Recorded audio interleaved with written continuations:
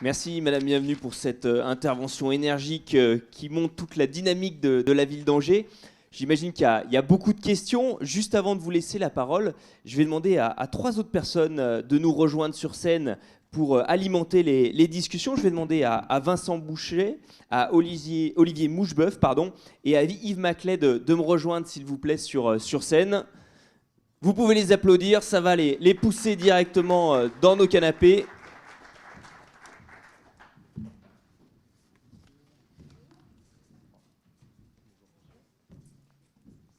Alors promis, je vous laisse la parole dans quelques petites minutes. Je vais avoir simplement une question pour chacun de nos intervenants qui viennent de nous rejoindre pour pouvoir vous les présenter. Je vais tout de suite donner la parole à Vincent Boucher, qui est conseiller technique national à l'Union française des œuvres laïques d'éducation physique. Je voudrais vous faire réagir par rapport à ce que Madame Bienvenue disait sur les fédérations, les associations sportives, les clubs, peut-être un petit peu leur désespérance ou leur changement de stratégie. À l'UFOLEP, comment ça se passe, comment ça se vit cette transition? Bonjour à tous. Merci pour l'invitation. C'est un plaisir effectivement de pouvoir participer à cette journée avec un panorama d'intervenants qui est quand même très large. Et je vais revenir sur l'intervention de Madame Mathès au préalable. On voit bien que dans le panorama, aujourd'hui, il y a un certain nombre d'interlocuteurs qui ont besoin d'apprendre à se connaître.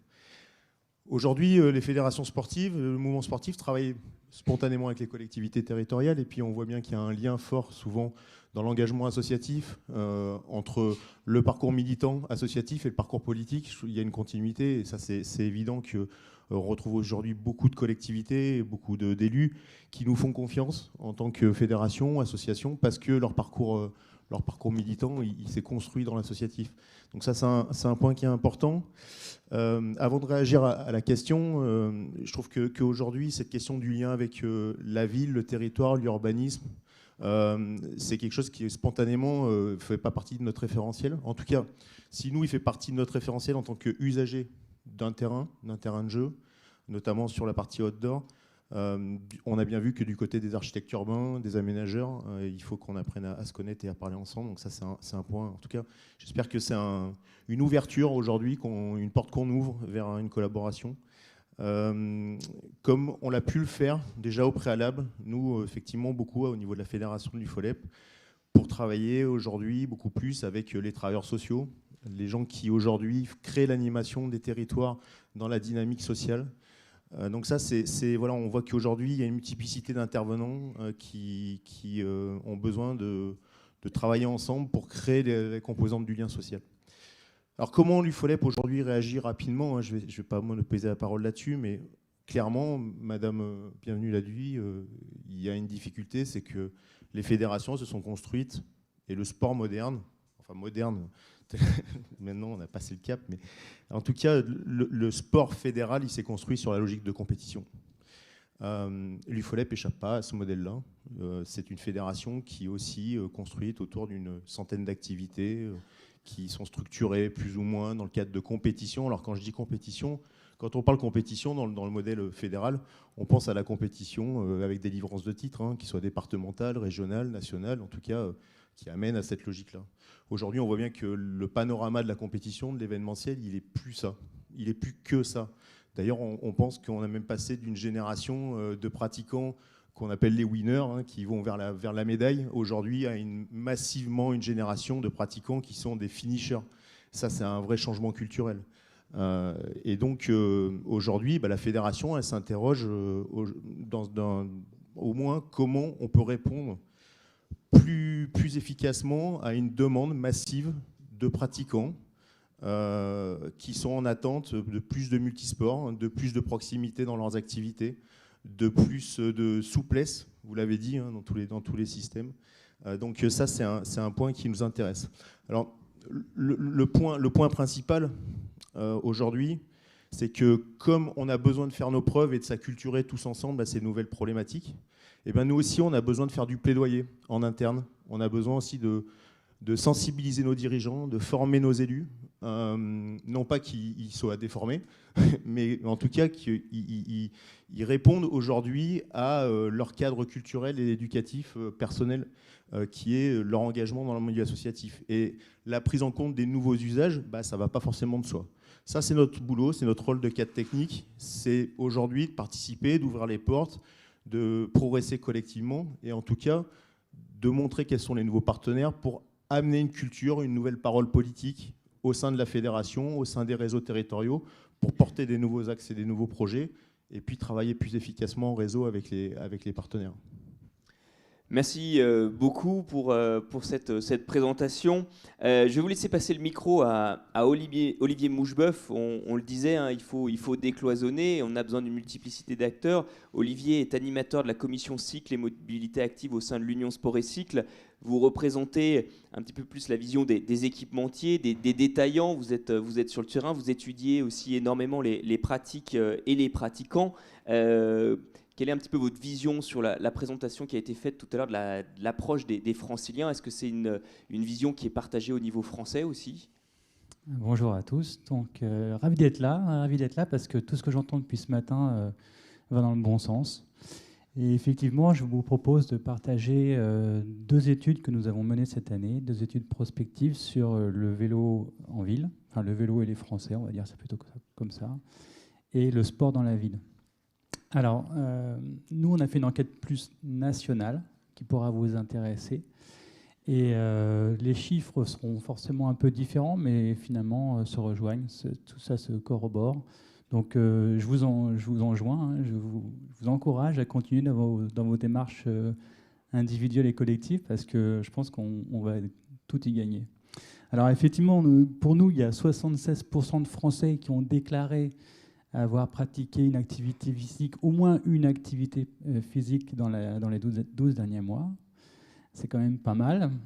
Et surtout, c'est 46% dans la semaine.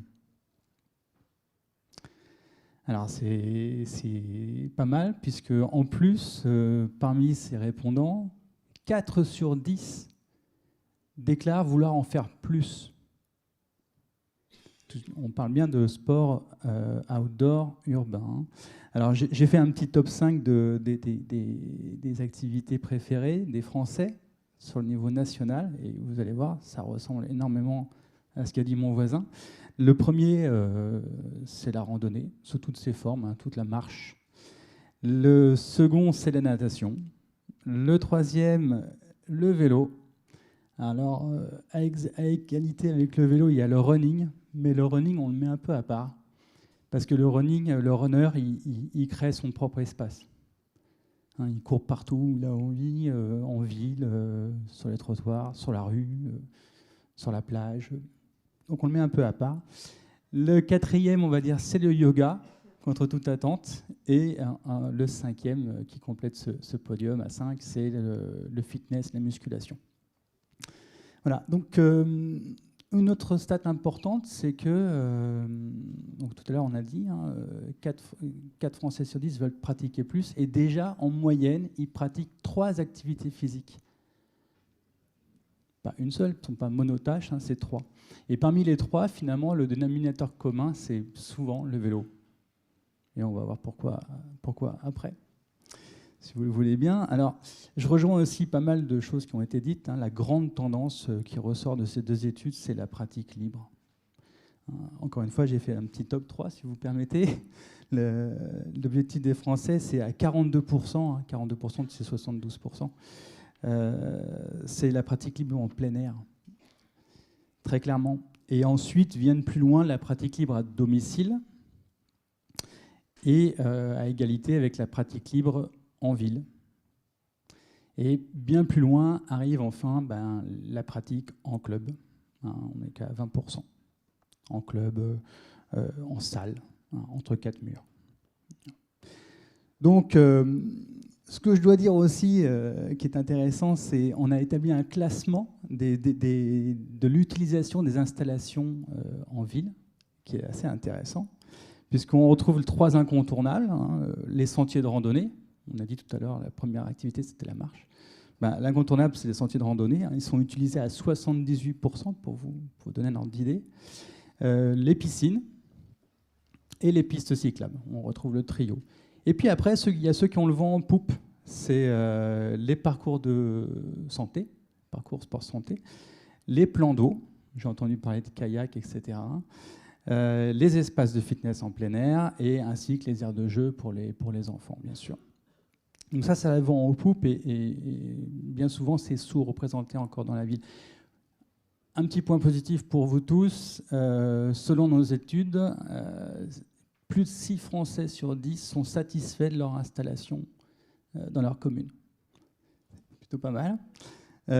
Néanmoins, quand on interroge les Français, toujours au niveau national, sur les espaces de plein air souhaités sur leur territoire, qu'ils veulent voir développer, on retrouve encore les piscines, parce que comme nous disait très justement Madame, elles sont, soit les horaires ne sont pas adaptés, soit elles sont pleines, il en faut plus, tout simplement. Le sentier, ça manque de sentiers, y compris en ville. Quand on dit sentier, c'est itinéraire de marche, ce n'est pas uniquement un sentier en forêt. Et puis aussi, les espaces de fitness, il faut les développer. Les plans d'eau, il faut les développer. Les murs d'escalade, il faut les développer. Ça revient toujours dans le discours des consommateurs, excusez-moi, des pratiquants français. Et un autre point très important, et qui corrobore ce qui a déjà été dit ce matin, c'est que tout ce que je viens de vous dire, là, piscine, sentier, espace de fitness, plan d'eau et murs d'escalade, la majorité sont des femmes.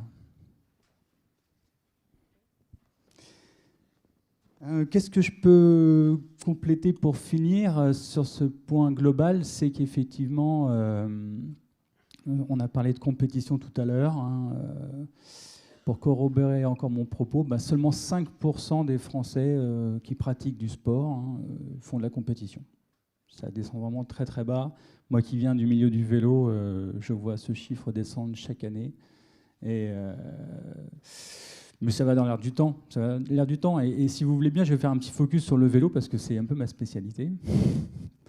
Et c'est vrai que le vélo, je l'ai dit tout à l'heure, c'est un peu le liant dans toutes ces activités sportives.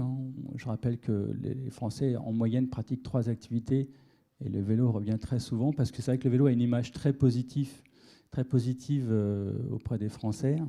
Alors, pour vous faire sourire, il paraît que 4 Français sur 10 suivent plus ou moins le Tour de France. C'est pas mal, mais quand même, on a fait une étude très sérieuse, ça, pour le coup, qui dit que 66% des Français ont pratiqué le vélo ces 12 derniers mois. Alors, je pourrais faire une petite parenthèse pour dire que la pratique du vélo aussi varie beaucoup. Alors, traditionnellement, en France, contrairement à nos voisins européens, on est très loisir, très balade, tourisme. La majorité, 51%, c'est cette pratique-là qui est employée. Le sport, pas forcément compétition, y compris compétition, arrive en deuxième avec 29%. La pratique quotidienne, c'est je vais faire mes courses, je vais au cinéma, j'emmène mes enfants à l'école, c'est ça la pratique quotidienne, 24%. Le tourisme, et là je parle vraiment d'itinérance, louer un vélo sur son lieu de vacances, etc. Ça, seulement 10% à développer. Et le commuting, le trajet boulot-dodo, seulement 9%. Olivier, merci beaucoup. Ce que je propose, parce qu'il va y avoir pas mal de questions et on pourra revenir aussi sur ces éléments-là. On va rester justement sur cette thématique du vélo. Je suis parti trop vite. Pour passer la parole à Yves Maclet, directeur des sports de la métropole de Lyon. Yves, quand on préparait cette intervention, vous me disiez on est en construction de notre programme sport. On l'a vu en introduction, la ville de Lyon, spontanément, a déjà énormément une culture sportive avec des organisateurs d'événements. Vous êtes la première ville à avoir mis en place le vélo, l'une des premières villes à avoir mis en place le vélo, justement, en libre service, en fonctionnement. Quel regard vous portez sur les interventions de ce matin et quel est le projet de la ville par rapport à cette intégration des activités de pleine nature en son sein ? Bonjour à tous. Alors d'abord, m'associer immédiatement au vélo, ça me fait peur. Je ne suis pas un immense pratiquant moi-même. Hein. Mais en revanche, d'abord, je vais parler de la métropole, donc de 59 villes, si vous voulez bien. D'abord, ce que j'entends ce matin correspond à la vision qu'on peut avoir ici. Je suis notamment assez d'accord avec ce que disait Roselyne Bienvenue tout à l'heure sur cette évolution très rapide de la pratique sportive. Et je suis aussi d'accord avec Vincent Bouchet sur le fait qu'on se prépare, peut-être pas assez rapidement, et on s'est insuffisamment préparé à une forme de mutation de la pratique sportive vers une pratique libre qui, aujourd'hui, sur le territoire de la métropole, concerne environ 600 000 pratiquants. Donc, du coup, je dirais, il y a 3 temps, il y a ce constat du fait qu'en effet, la métropole a engagé un programme de pistes cyclables. On est aux environs de... Alors là, si j'ai des collègues dans la salle plus experts que moi, ils corrigeront. L'objectif est d'arriver à 1000 km de pistes cyclables à la fin du mandat et on est aux alentours de 800 et quelques. Je ne dis pas que c'est idéal et je ne dis pas que ça ne pose pas de problème. Il y a simplement aujourd'hui cet objectif-là. Que les associations sportives traditionnelles, fédératives, je dirais sur des logiques de compétition, soient complètement impactées par la pratique libre, c'est une évidence. Qu'elles soient en difficulté pour l'accompagner, c'est une autre évidence. Que l'on constate, nous, lorsqu'on discute avec des dirigeants de clubs, et on ne jette pas la pierre, on fait simplement le constat que, par exemple, aujourd'hui, il y a beaucoup de disciplines sportives qui sont en retard sur la capacité à accepter dans leur rang, je vais le dire comme ça, des seniors qui relèvent non pas d'une activité physique sportive de compétition, mais d'une activité physique adaptée, par exemple. Donc on est à la fois en recherche de recettes complémentaires dans le club sportif, parce que l'argent public étant rare, on est plutôt sur des diminutions, je dirais, des montants de subventions, mais par ailleurs, je constate qu'il y a des difficultés à nouveau à innover ou créer de nouvelles niches ou trouver de nouveaux créneaux. Mais on est basé sur le bénévolat et ce n'est pas un propos accusatoire, parce que si ces gens-là, ces dirigeants n'étaient pas là, il n'y aurait carrément pas de monde du sport. Mais il y a un travail d'accompagnement à faire. Voilà. Sur une agglomération comme la métropole lyonnaise, le constat, il est que les sports outdoor sont d'abord, il y a un premier temps en disant on a du sport outdoor chez nous, mais on n'a pas fait exprès. En clair, c'est l'utilisation de l'espace public imprévu. Je prends un exemple. Je ne pense pas qu'il y ait grand monde qui ait imaginé une telle fréquentation des berges du Rhône il y a 15 ans de cela. Et l'appropriation de cet espace public-là, il a été subi plus qu'accompagné dans un premier temps, clairement. On a aujourd'hui encore de nombreuses difficultés de confrontation d'usage entre des joggers, des runners, les adeptes des fitness, les familles qui se promènent avec une poussette. Et il faut le gérer notamment sur la période estivale. Donc il y a eu un temps où l'espace public a été approprié par des utilisateurs, les pratiques de parcours, et il n'est pas inintéressant d'observer qu'ici, à la Pardieu, dans les années 70, on a créé un urbanisme sur dalle, qui était vachement pratique pour le running. On est en train de déconstruire cet urbanisme sur dalle, et on voit arriver vers nous des utilisateurs de joggers, ils disent quand même au carrefour avec les feux, je veux dire, on est au sol, il y a des voitures garées sur les pistes cyclables, et donc on se retrouve sur des confrontations d'usage parce qu'on est effectivement sur notre langage, c'est le seul facile, qui n'est pas encore tout à fait. On se dirige vers ça, mais c'est complexe. Donc ce temps je dirais, de l'espace public approprié par des utilisateurs qu'on n'avait pas initialement prévu nous a incité à un deuxième temps de réflexion qui est celui qui conduit les urbanistes et les aménageurs à interroger les pratiquants du sport, à interroger le tissu des partenaires associatifs, mais également nous, direction des sports, sur que faut-il faire à la Pardieu sur un acte 3 ou 4 de l'aménagement de ce quartier. Ça n'aura échappé à personne que ce quartier est légèrement en chantier. Et dans les interrogations qui sont posées, il y a celle de qu'est-ce qu'on peut faire en matière de pratique sportive. Parce que pour nous, je m'arrêterai là pour l'instant, ça recouvre un autre enjeu qui est l'enjeu de l'attractivité globale de cette métropole pour les entreprises. Et on a réalisé en 2018 une étude sport-entreprise. Pour les entreprises, l'attractivité n'est plus celle simplement d'une ville, de sa qualité de vie, du fait de disposer de musées, de piscines, etc. C'est aussi celle de la capacité des collaborateurs sur un site de travail à pratiquer du sport de manière libre avant le travail, sur la pause méridienne 12-14 ou après le travail. Et donc ça nous questionne, ça nous challenge. Et parallèlement, ça challenge les urbanistes et les aménageurs. une petite pique, et c'est bien que l'AFNO soit là, je ne suis pas certain que tous les instituts d'urbanisme de France actuels soient aujourd'hui complètement opérationnels sur la capacité à appréhender ce qu'est le monde du sport dans les opérations d'aménagement public. Quand je dis ça, voilà, c'est un sujet qui me tient à cœur, et j'observe que les équipements sportifs, parce qu'ils sont coûteux, consommateurs d'espace sur des charges foncières extrêmement élevées, sont souvent un petit peu repoussés de la main en disant on va attendre qu'il y ait une puissante commande politique avant de considérer qu'un gymnase 44-22 est nécessaire ici, ou avant d'imaginer qu'on soit capable de créer un parcours en accès libre là. Je peux le comprendre sur le plan purement économique, sur le plan sociétal, ça se discute.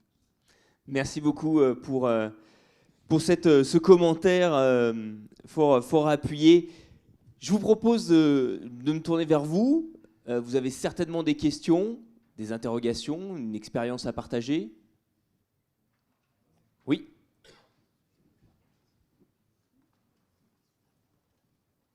Oui, bonjour, je m'appelle Patrick Ebel et je travaille au service jeunesse et sport de la DDC-SPP du Jura. Donc moi, je suis dans un pays un peu rural, hein, quand même, 260 000 habitants, pas de métropole. Et c'est un pays qui, me semble-t-il, commence à découvrir les problématiques que vous évoquez là, d'où l'intérêt de ma présence ici, mais qui reste encore très ancré sur une pratique club traditionnelle et qui y donne une grande place. Et dans vos discours, j'entends beaucoup de limites à cette pratique-là, et j'ai un peu dans votre discours les personnes de la métropole de Lyon, mais j'entends beaucoup de limites et j'entends pas beaucoup d'avantages. Alors j'ai envie de vous demander quelle place vous continuez à accorder à l'organisation d'une pratique fédérale, club, avec toutes les limites qu'elles peuvent avoir et toutes les richesses qu'elles peuvent avoir aussi en termes d'évolution. Merci. Qui voudrait réagir? Oui.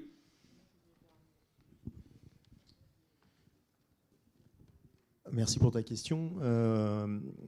Une fédération, c'est vrai qu'un club sportif, on va dire, puisque on va peut-être pas parler de fédération, mais de club sportif, un de ses enjeux, c'est de fédérer. Fédérer, c'est rassembler, mais c'est aussi resserrer les gens. Et c'est donc du coup aller dans un axe aussi de développement d'une politique éducative. Moi, c'est ce que je voudrais qu'on développe, parce que la question, effectivement, elle se pose là-dessus. Au risque d'être un peu en rupture, mais c'est vrai que quand on écoute le propos, on pourrait croire que tout va bien. Les gens pratiques, sont dehors, la ville est merveilleuse. Je disais souvent, aujourd'hui, les espaces publics deviennent des espaces ludiques, et donc du coup, il y a de l'activité. Il se trouve qu'aujourd'hui, il y a une vraie question, c'est des opérateurs publics qui sont des associations, qui sont sur le territoire, qui ont leurs difficultés. Et puis, il y a un constat. Il y a un constat qui est sorti la semaine dernière, qui est un diagnostic qui est assez catastrophique, qui est celui de l'OMS, qui est des jeunes qui sont aujourd'hui avec des grosses difficultés sur des problématiques d'activité physique. Et aujourd'hui, la question qui se pose, c'est comment on fait la prescription éducative. Et ça doit interroger nos modèles de vie. Ça doit interroger notre rôle, nos actions, nos politiques publiques. Et c'est aussi pour ça qu'il y a des cadres techniques du ministère des Sports qui sont placés dans les fédérations. C'est pour rappeler que cette politique publique, elle existe, et que les fédérations, elles ont un rôle qui est celui, effectivement, de répondre à l'intérêt général et à l'intérêt collectif par rapport à ça. Moi, je voudrais revenir là-dessus parce que quand aujourd'hui une ville s'interroge, ou un territoire rural s'interroge sur la question des pratiques, alors qu'on va appeler libres, auto-organisées, aventureuses, on ne sait même plus trop comment on va les appeler, hein, souples, il ne nous a pas échappé aujourd'hui que la plupart du temps, ça s'apparente à des activités de mobilité. Et ces activités de mobilité, c'est rouler, c'est glisser, c'est skater, c'est runner, c'est jogger, etc. Aujourd'hui, dans les collectivités, on s'interroge, et le propos de ce matin, il a bien été là-dessus, c'est on veut que ce soit fluide, on ne veut pas de contentieux, on ne veut pas de conflit d'usage. Il faut qu'on aménage la ville pour répondre à ces problématiques-là. Et vous avez remarqué, ce matin, on n'a parlé que des pratiques d'adultes, essentiellement des pratiques d'adultes. Et aujourd'hui, la question qui va se poser, c'est dans la massification de l'usage de ces territoires et de ces lieux de jeu, c'est quoi la place de l'enfant de demain?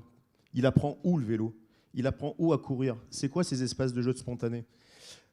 Et aujourd'hui, la plupart de ces enfants, on va les retrouver non pas dans les hypercentres urbains, où ils ont de l'offre, marchande ou non marchande, mais on les retrouve en périurbain, on les retrouve dans le milieu rural. Et ces enfants-là, qu'est-ce qu'on leur propose en termes de construction éducative pour que demain, ils soient les pratiquants autonomes, responsables, comment on les accompagne vers l'autonomie de la pratique, comment on leur donne les codes, les moyens, les compétences motrices, cognitives, pour devenir des pratiquants autonomes, qui seront peut-être des pratiquants sportifs, mais aussi des pratiquants du quotidien.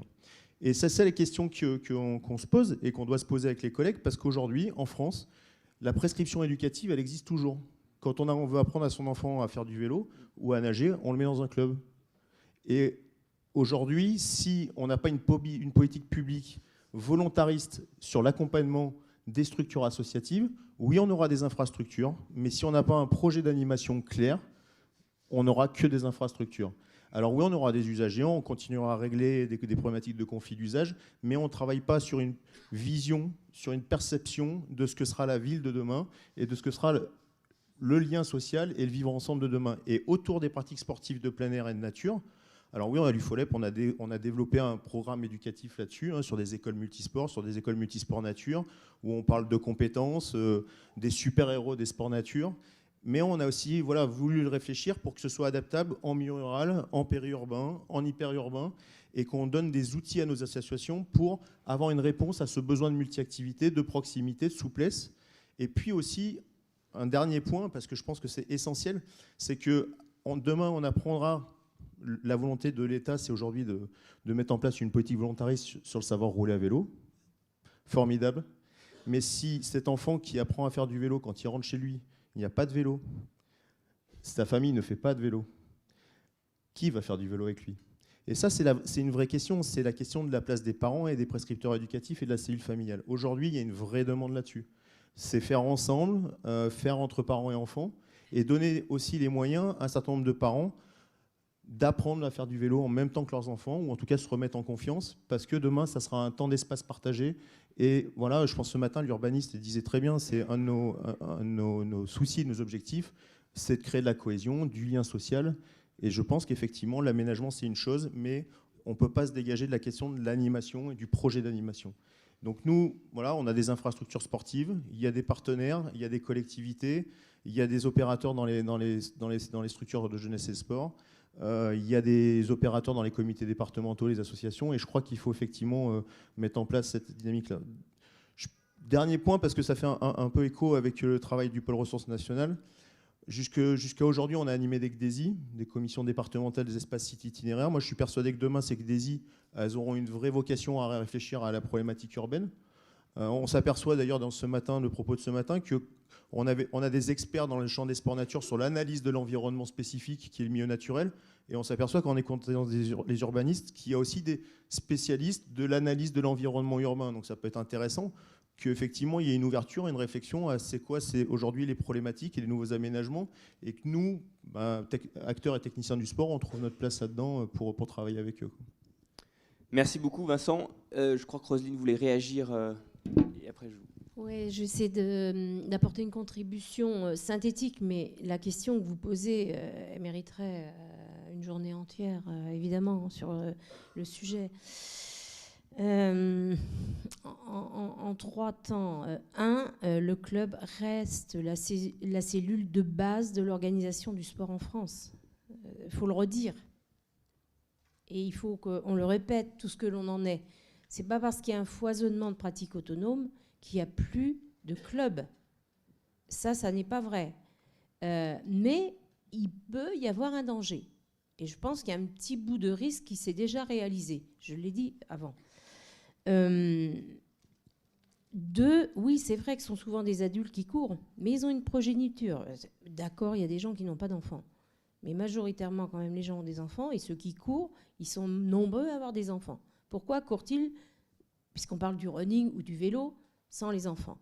Je n'ai pas les chiffres, je ne sais pas s'il y a des études, mais à l'éclairage de ce que l'orateur précédent a dit, je pense qu'il serait intéressant d'approfondir pour savoir qui sont ces sportifs autonomes. Parce qu'on aurait peut-être des surprises. Moi, je suis toujours attentive à nos... Et ce n'est pas ce que vous avez dit, mais moi, je le dis pour moi, à nos conclusions rapides, à nos représentations, à nos préjugés, de juger avant du phénomène. Le club, il est en difficulté, toutes disciplines confondues. Moi, je regarde les courbes des fédérations, mais quasiment au trimestre. Et dans une ville, quand on est adjointe au sport, on regarde ça, parce que vous voyez bien, bêtement, enfin, pas bêtement, mais la matrice qui sous Excel met en bas à droite un petit chiffre, n'est-ce pas, en euros. La ligne, grosse ligne, ça a été modulé, c'est nombre de licenciés. Et il y en a même qui grugent. Et il y a même des fédérations qui, la mienne, de cœur, inspirée par une autre qui l'a précédée, alors je ne vais pas du tout les nommer, bien fait. Elles ont dit, oui, c'est la licence contact, c'est la licence découverte, c'est le petit truc qu'on fait un après-midi. À la journée. Voilà, et hop, il y a des licenciés comme ça, il y en a 350 000, 450 000, 800 000, ben, allons-y. Et après, ça vient dans les collectivités comme un chiffre important, on a augmenté les pratiques. Donc ça, le club reste la cellule. Moi, je suis une défenseure du sport en club, je suis fédéraliste, et je pense que le jour où ça tombe, c'est compliqué. Deuxième élément, et je n'ai pas apporté de réponse, j'ai dit une conviction, et avec les problématiques qui se posent. Deuxième élément, le club n'a pas été réformé depuis 60 ans. C'est le général de Gaulle qui avait piqué une colère monstre, parce que retour des Jeux, en 58 je crois, ça ne doit pas être ça, parce qu'il n'y a pas le bon chiffre, mais enfin on avait 5 médailles, 60, voilà, c'est en 58 il avait dit Jeux des médailles, en 60 on en a eu 5, en l'URSS on avait eu 100 je crois, donc piqué une grosse crise, et il avait dit maintenant les fédérations, on va faire du bleu, blanc, rouge, de l'athlète de haut niveau, on va rapporter des médailles. On est resté sur ce schéma-là, messieurs, mesdames. Ça va pas du tout, quoi. Vous imaginez ça? Les gens qui sont nés en 1960, je regarde à peu près là, comme ça, hein, il y en a quelques-uns. Vous imaginez qu'on n'est plus les mêmes et que nos parents, nos grands-parents sont plus du tout les mêmes et que nos pratiques sont plus les mêmes. Donc moi, mon deuxième point, c'est de dire le schéma, la matrice du sport français, on la met au musée. Mais quand je dis ça à mes amis des fédérations, je prends un risque énorme. Et je dis la nouvelle matrice, oui, c'est bien qu'on ait eu une réforme de la gouvernance du sport. Oui, c'est bien qu'on ait eu 2 ans de réflexion. Oui, c'est bien que Laura Flessel a lancé au Congrès des maires ce débat au Congrès des maires. Et c'est bien qu'un an et demi après, la loi, elle a été mise en perspective et que le 1er août 2019, elle a été votée. On est en train d'écrire des décrets d'application. Tout n'est pas réglé. On a un gros, énorme boulot. Et je ne dis pas qu'il faut partir de la feuille blanche, mais il faut faire preuve d'innovation. Il faut être dans la data intellectuelle pour produire quelque chose autour de cette agence. Le dernier point, c'est de dire, ça a été dit, on a des équipements. Les collectivités territoriales ont des équipements. Jusqu'à maintenant, je suis orgueilleuse, bien placée, de dire au nom des collectivités de France que nous finançons à 85% les équipements sportifs. À 85% les gymnases, les terrains de foot, les stades, les piscines, les patinoires, vous avez compris, je vais en oublier, les skateparks et tout. Nous finançons. C'est de l'argent public qui sert pour le service public. Mais animé par qui? Par les clubs, oui, par les cadres techniques, oui, par tous les championnats, mais ce sont les collectivités territoriales. Et 85%, si on n'y prend pas garde, moi je vous le dis, hein, je ne lis pas dans le marc de café, mais ça va réduire. Parce que si on ne défend pas le sport, nous, les adjoints au sport, et on a un énorme handicap, c'est à ce moment-là que je le dis, parce que moi j'étais dirigeante de club, hein, je le suis toujours bénévole, mais ce que je veux dire par là, c'est qu'on m'a dit, on m'a biberonné, attention, ne va jamais dans une collectivité territoriale, ne sois jamais élu, parce que le sport, il est neutre. Le sport, il est neutre. N'allez pas dans les conseils municipaux, dans les conseils départementaux, les conseils régionaux, les gens du sport, parce que vous allez être de droite ou de gauche. Ah ouais, d'accord, le sport, il est ni de droite ni de gauche, il est le sport, il est service public. Et où est-ce que je veux en venir? Je veux en venir pour dire qu'on a été mal servi, et ce n'est pas la faute des conseils municipaux qui nous ont précédés. Le sport a été mal servi parce que, d'une certaine façon, alors le maire il disait, bon, alors qui est-ce que je vais mettre au sport? Maurice, tu veux bien? Ouais, t'inquiète pas, tu seras accompagné avec les services. J'ai rien contre les services, mais voyez le truc, quoi. Je parlais de la politique, mais ça marche pas. Donc on a un retard, non pas à l'allumage, mais un retard au capital. Et là, il faut qu'on y aille. Donc l'agence, moi, c'est une formidable opportunité parce que ce que j'attendais depuis longtemps, j'ai failli d'ailleurs me retrouver à cette responsabilité dans la fédération de cœur qui est la mienne, et je ne vous dirai pas laquelle elle est. Comme ça, vous viendrez me dire, alors finalement, c'est quoi la fédération? Non, c'est une blague. C'était que les collectivités qui construisent les équipements, qui parlent avec les clubs, qui votent les subventions du plus petit club au club de haut niveau, qui jouent dans une ligue, par exemple, on ne parle jamais aux fédérations. C'est quoi cette histoire? Ben voilà, l'agence, elle a juste dit ça, qu'on allait, dans cette nouvelle gouvernance, on allait dialoguer. Et que si, par hasard, on arrivait à mettre en concordance le projet sportif territorial, celui qu'on va élaborer ensemble, enfin, pas mettre un gymnase ici, puis un à 2 km. Puis il y aura un grand désert, là, sur 30 km à la ronde, il n'y aura rien. Mais c'est pas grave, cette municipalité l'aura fait. Donc, si on veut avancer, si on veut que les clubs ils continuent, il faut que le projet sportif territorial élaboré à l'échelle de la région avec tous les acteurs, on est en train d'écrire les décrets d'application, et le projet sportif fédéral, quelle que soit la fédération, se croisent, se connectent. Parce que connecter les objets, c'est super. Angers, c'est la ville de l'objet connecté, mais si on ne connecte pas les humains et surtout les gens qui font le sport, eh ben c'est le hasard qui va gouverner. Et celui-là, ça peut être un ami, mais il est hyper, hyper dangereux.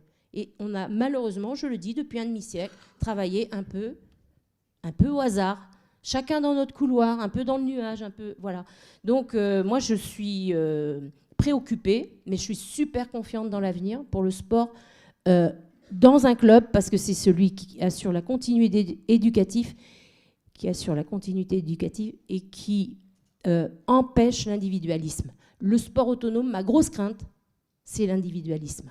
Et alors là, c'est une autre journée de débat. Merci beaucoup, Roselyne. Benoît Chardon, vous qui vous êtes organisé au niveau de l'Île-de-France. Oui, je voulais répondre aussi sur cette question pour vous dire que donc, nous, on a 10 ans d'expérience sur ces enquêtes. Et effectivement, il y a 10 ans, ça existait déjà, ces pratiques autonomes. Et il y a même des enquêtes de 87 qui montrent qu'il y avait déjà des pratiques libres qui existaient dans l'espace public. Moi, ce que je voulais dire, c'est que ce succès de cette pratique dans l'espace public, et bien, en fait, quelque part, c'est grâce au club. C'est grâce au club parce que c'est eux qui ont permis aux personnes et au sport de se vulgariser, de se simplifier. Et c'est ce qui a permis aux personnes donc, d'aller dans la rue et de pratiquer de manière autonome. Donc c'est eux qui sont à l'origine de ça. Et je pense qu'ils ont encore la possibilité aujourd'hui d'accompagner ces pratiquants qui sont dans l'espace public. Parce que souvent, ce sont des personnes qui reprennent une activité, ils font peut-être plus forcément les bons gestes, ou ils recommencent de manière trop intensive. Et en fait, nous, ce qu'on a pu voir dans nos enquêtes, c'est qu'il y avait un risque de blessure. Il y avait des blessures qui étaient plus élevées lorsque vous pratiquez de manière auto-organisée que lorsque vous le faites de manière encadrée. Donc là, il y a une place, un créneau à prendre pour les clubs, je pense. Et il y a aussi un créneau à prendre dans le sens où cette pratique autonome, elle existait donc il y a déjà longtemps, mais elle a évolué dans son mode de pratique. Et aujourd'hui, on se sert des outils qui sont à disposition. Ça peut être les réseaux sociaux, ça peut être aussi les applications. Et je sais qu'il y a des fédérations qui ont créé des applications qui ne sont pas seulement à destination de leurs licenciés, mais qui sont à destination de tous les pratiquants de la discipline. Je pense à la fédération de basket, il me semble qu'ils ont fait une application pour repérer les terrains de basket. Je pense aussi à la natation, qui a fait Swimming Heroes, je crois. Et d'ailleurs, ils ont créé, après la licence à la journée, la licence virtuelle, il me semble, maintenant qui existe. Mais justement, ces pratiques outdoor qui étaient historiquement des pratiques autonomes sont devenues des pratiques vraiment communautaires. C'est-à-dire qu'aujourd'hui, les gens se retrouvent, que ce soit justement au travers de ces applications. Dans tous les sports, maintenant, on a des applications pour pratiquer ensemble, on a des applications pour confronter nos pratiques, partager nos bonnes pratiques aussi, et puis les rassemblements qui se font de manière soit spontanée, soit organisée. Et c'est peut-être là que les fédérations aussi ont à repenser la manière dont elles fédèrent les gens pour aller pratiquer. Si on prend l'exemple à Paris d'Adidas et les Battle Boost qu'ils ont su créer, donc ces groupements de pratiquement par quartier pour s'entraîner, puis ensuite s'affronter entre arrondissements, et ensuite aller aussi sur des compétitions. Là, il y a une organisation finalement plus ou moins spontanée des gens qui pourrait demain être, le terme n'est pas bon, récupérée par les fédérations ou encadrée, accompagnée par les fédérations, si tant est qu'elles fassent aussi évoluer leur modèle d'accompagnement, je pense. Les fédérations, et il y en a une qui a été nommée, sont très inquiètes par rapport à ces phénomènes-là, qui sont des organisations privées. Et donc, il y a tout un travail qui est mené pour essayer de récupérer, comme vous l'avez dit. Mais est-ce qu'on récupère ça? Je ne suis pas certaine. Parce que là, ce sont des gros groupes financiers qui ont des moyens importants, qui ont bien compris que le sport, ça pouvait être un vecteur, aussi une zone de chalandise. Oui, là-bas.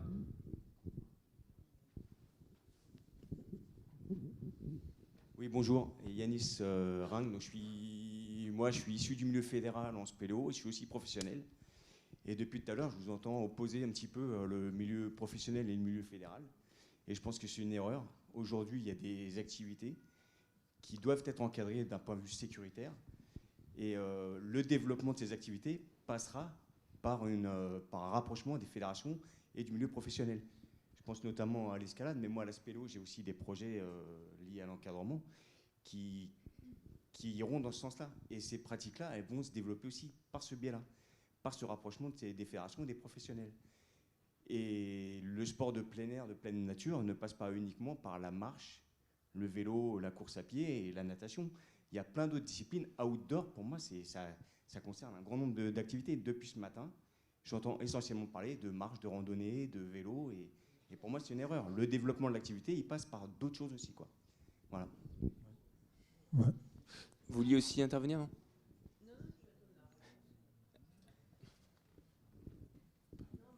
Du coup, j'enchaîne s'il n'y a pas forcément de réponse. Moi, je suis toujours embêtée lorsqu'on oppose le milieu fédéral avec la pratique autonome. De voir que sur quelques expériences sur la création de PomTrack, qui est utilisée, qui est construite, qui est pensée a priori sur une pratique libre, d'accès libre, allez, en même pas un an, il y a, enfin sur les expériences que moi j'ai recherchées, j'ai couvertes un peu sur le territoire national, la création d'un club. Moi, ce que je me demande, c'est pour ça, enfin, je souhaite vous interpeller au titre de vos actions au sein des collectivités territoriales, mais est-ce que ces espaces extérieurs, cet aménagement, est-ce que vous le construisez aussi avec les clubs sportifs ? Ce sont les clubs sportifs, enfin à mon sens, les clubs sportifs sont aussi utilisateurs. Ouais. Et alors en tant qu'agent de l'État, c'est peut-être un peu difficile de cautionner le changement ou de porter un regard sur ce qui se passe. Donc je m'en garderai bien. Par contre, qu'est-ce que je vais dire avec ce préalable-là ? Je pense que si les collectivités, les urbanistes travaillaient un peu plus avec les fédérations, elles leur permettraient aussi d'évoluer. Moi, quand je vois que le hip-hop n'a pas de contact avec la Fédération française de gymnastique sur une gestuelle qui est, à mon sens, identique, je m'interroge. Et cette pratique hip-hop, qui est une pratique urbaine dans l'espace urbain où les gamins n'attendent pas d'avoir l'équipement idoine pour s'exprimer, enfin voilà, comment est-ce qu'on pourrait... Enfin, moi, j'y suis très attachée, extrêmement, je suis comme mon collègue, je suis très attachée au club. Quand un gamin, il est viré de chez lui, il est viré de l'école, il n'est jamais viré du club. Donc, diable qu'on conserve, enfin, que moi, mon fils et mes petits-enfants vivent encore ça et cette chance-là. Mais et pour autant, je travaille beaucoup sur la pratique autonome, mais je ne souhaite pas les opposer. Pour moi, ce sont des passerelles l'une à l'autre. Voilà. Yves Maclay va vous répondre. Enfin, va vous répondre. Ça fait 2 fois qu'il me met la pression, le monsieur. Je m'engage. Tout à l'heure, je ne l'ai pas dit, on aide, il y a environ 2000 clubs sportifs sur cette métropole de Lyon. On en aide environ 200 par des subventions annuelles de fonctionnement. Je n'oppose absolument pas la pratique libre et la pratique fédérée, la pratique en club. Et je suis d'accord avec Roselyne, c'est une base. Le club, on a besoin de lui. Sans club sportif, je dirais, il y a un pan complet de la pratique sportive qui s'écroule.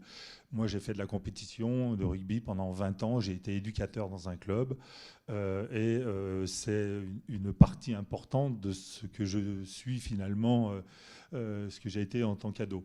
Donc, surtout pas d'opposition, d'autant plus que le pratiquant libre de dimanche peut être licencié le samedi dans un club de basket et qu'il n'y a pas d'opposition à avoir entre les deux. sur ce qui relève de la responsabilité de la collectivité territoriale, sur sa dimension aménagement urbanisme. Je suis d'accord avec vous, il faudrait développer davantage la relation avec les acteurs. Je vois Jérôme Villon qui est arrivé très à la bourre, c'est de la Ligue d'athlétisme Rhône-Alpes. Bonjour.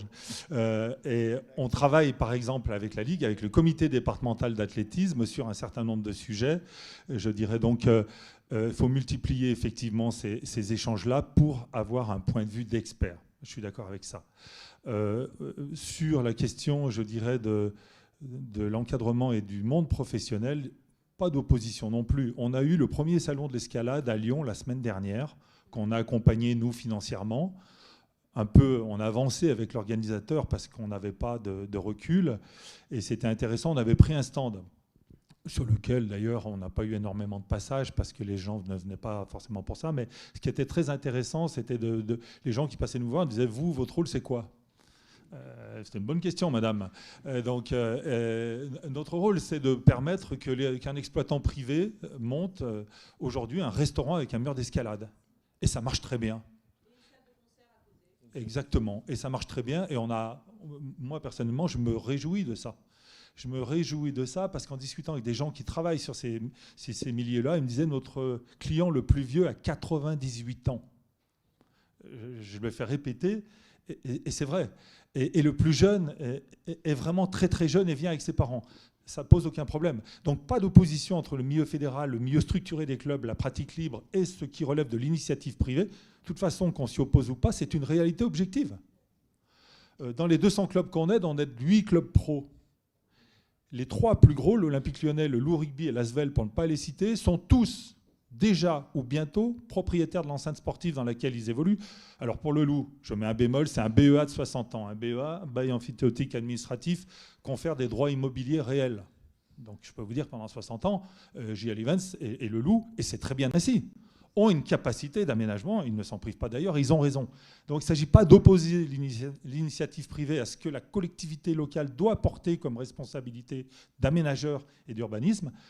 C'est parfois extrêmement compliqué, mais Roselyne nous disait, on finance 85% des équipements sportifs en France. Et aujourd'hui, il y a des questions qui sont posées. Faut-il continuer à produire les mêmes types d'équipements sportifs ? J'entendais dire l'autre jour qu'aujourd'hui, on sait faire des piscines un peu moins coûteuses, je dirais, en fluide, en énergie, qu'il y a 40 ans. On avance en marchant et il y a plein de pistes de réflexion. Merci beaucoup. Vincent de l'UFOLEP, vous vouliez réagir ? Oui, une petite réaction sur la question du lien bénévole pro et donc surtout de la structuration du club. Aujourd'hui, le club et l'association, elle est quand même la représentation de ce qu'on veut en faire.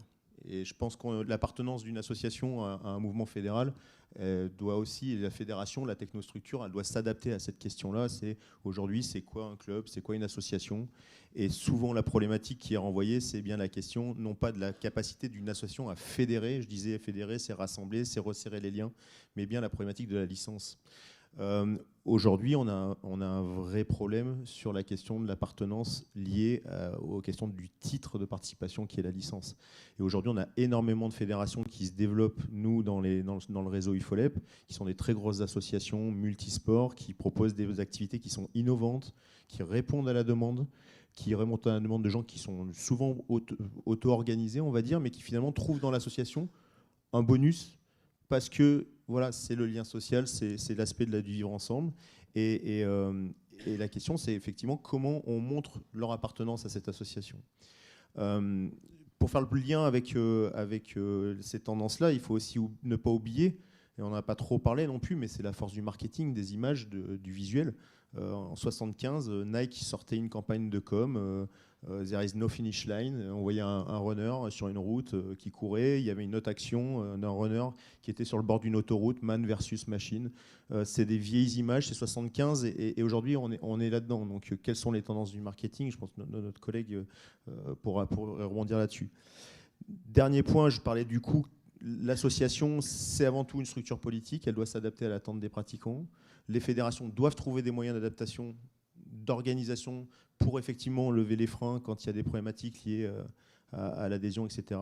Nous, Cadre Technique, on développe des produits, on développe des des espaces de pratique qui doivent être cohérents. Et puis la formation. La formation, elle est essentielle. Et aujourd'hui, on s'aperçoit qu'on forme aujourd'hui dans les fédérations autant de bénévoles que de professionnels. On accompagne aussi la formation des professionnels. On accompagne la formation des professionnels vers le multisport. On a aussi des formats de formation qui ne sont pas toujours adaptés aujourd'hui à la réalité du besoin d'encadrement par rapport aux structures professionnelles. Et pourtant, on a une nouvelle génération de jeunes, nous sommes sur des BPGEPS, activités physiques pour tous, aujourd'hui, des jeunes qui sont des pratiquants des activités urbaines, qui viennent des danses, du hip-hop, des cultures urbaines, du skate, du vélo par les mobilités actives. Il y a des jeunes aujourd'hui, ils arrivent sur des activités physiques pour tous, on leur parle de vélo, de VTT, mais en fait, ils ne font que du vélo urbain. Une pratique de l'urban trial, du street. Si on reste sur nos codes, de ce que sont les codes des fédérations, on passe à côté d'une réalité, d'une contre-culture, qui n'est plus une contre-culture, qui est la culture des pratiques d'activité physique et sportive actuelles. Donc c'est vraiment une complexité aujourd'hui qu'on doit prendre en compte. Et il est clair que l'association, en tout cas, c'est un phénomène vivant, c'est une cellule vivante. C'est les fédérations qui sont dans la résistance et dans la difficulté de mouvement. Mais il n'y a pas d'opposition aujourd'hui entre la problématique fédérale et aujourd'hui, il n'y a jamais eu autant d'associations. Le nombre d'associations, il est en croissance. L'engagement des jeunes dans le milieu associatif, il est en croissance. C'est aux infrastructures de s'adapter.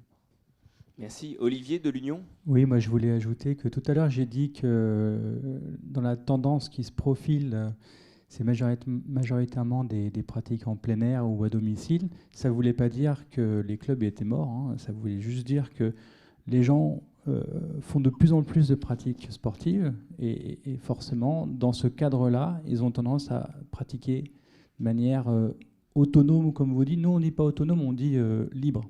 Ça ne veut pas dire tout seul, hein. Ça veut dire entre copains et tout, mais libre, hors cadre club. Mais ça ne veut pas dire qu'il n'y a plus de club, hein. Ce n'est pas du tout ce que j'ai voulu dire tout à l'heure. Merci. Oui. Bonjour, Morvan Dupont, moi je suis de la ville de Nantes. Je suis en charge d'une politique sportive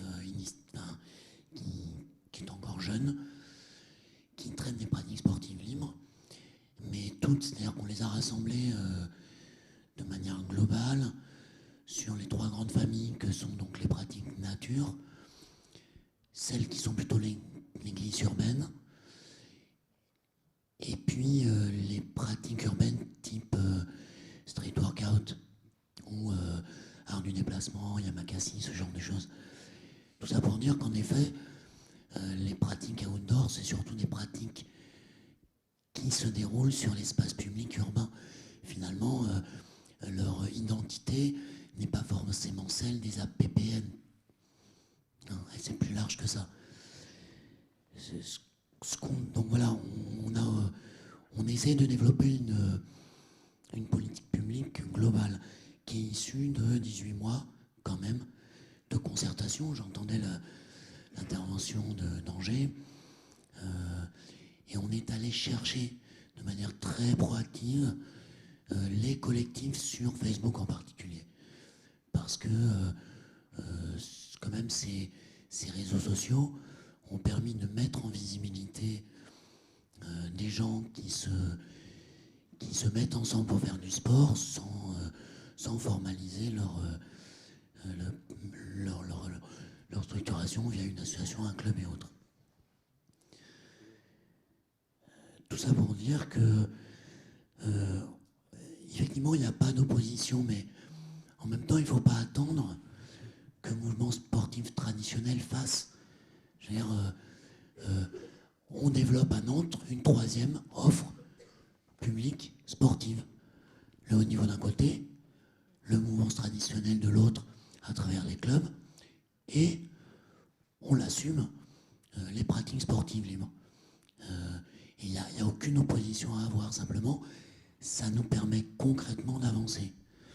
Je tiendrai à disposition, si vous voulez, notre petite Bible, cette politique publique s'appelle Nantes Terrain de jeu. Et en effet, le jeu reste au cœur de la démarche, quoi. Voilà, et donc, juste pour finir, vous disiez tout à l'heure les personnes qui ont quitté les clubs, mais en effet, de très très nombreuses personnes ne les ont jamais intégrés, quoi. Référence à la thèse d'Alain Loret, Génération Glisse, 1992. moi, je fais partie des gens qui n'ont jamais intégré ou quasiment jamais intégré de club. Et je suis un multipratiquant de sport, plus qu'assidu de ces sports-là, quoi. Donc, voilà, tout ça pour dire que travailler avec ces collectifs, les identifier. Moi, je travaille très régulièrement avec des fédérations, certes, avec des clubs, avec des associations qui ne sont pas affiliées, mais aussi à des collectifs avec qui on travaille via les réseaux sociaux, quoi. Voilà. Merci beaucoup pour ce témoignage et la transition que vous m'offrez, parce que justement sur l'évolution des pratiques outdoor, sur l'adaptation des pratiques outdoor à leur milieu urbanistique, ce sujet, on va le traiter cet après-midi à 13h45. Je vais vous demander d'applaudir nos intervenants